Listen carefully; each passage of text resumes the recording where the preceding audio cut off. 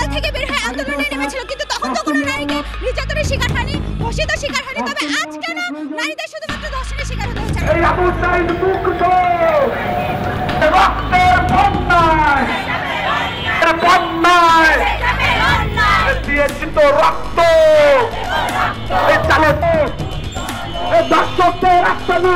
তুমি কে, আমি কে? তারাই যে ধর্ষকের বিরুদ্ধে যাতে ধর্ষণ কমে দেশের, যাতে স্বরাষ্ট্র উপদেষ্টা কিছু পদক্ষেপ নেয় যাতে আমাদের দেশের ধর্ষণ কমে। আমরা চাই যাতে নারী শিশুর নিরাপত্তা নিশ্চিত হয়, কারণ আমরা এইভাবে ভয়ে বের হতে পারছি না বাসা থেকে, বাবা মা চিন্তায় আছে। আমরা চাই স্বরাষ্ট্র উপদেষ্টা করুন।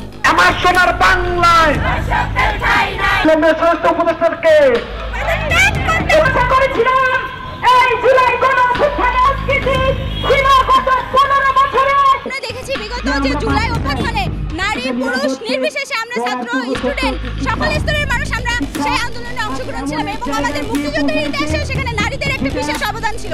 কিন্তু আজকে মুক্তিযুদ্ধের 52 বছর পরেও এবং দেখা যাচ্ছে জুলাই অভ্যুত্থানের পরেও কেন শুধুমাত্র নারীদের এই বিভিন্ন নির্যাতনের শিকার হতে হয়? আমরা আজকে এই যে 5 আগস্টের পর নারীরা তো সে সময় রাত্রিবেলা হল থেকে বের হয়ে আন্দোলনে নেমেছিল, কিন্তু তখন তো কোনো নারীকে নির্যাতনের শিকার হয়নি, ধর্ষিত শিকার হয়নি। তবে আজ কেন নারীদের শুধুমাত্র ধর্ষণের শিকার হতে হচ্ছে?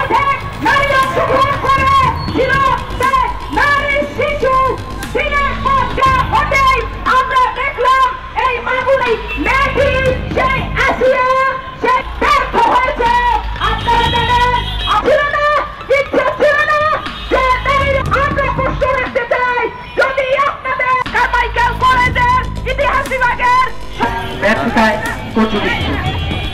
এতদিন ধরে এই যে ধর্ষণের বিরুদ্ধে আমরা প্রতিবাদ করার পরেও আমরা দেখছি যে রাষ্ট্রগতভাবে ধর্ষণের বিরুদ্ধে কোনো পদক্ষেপ নিচ্ছে না।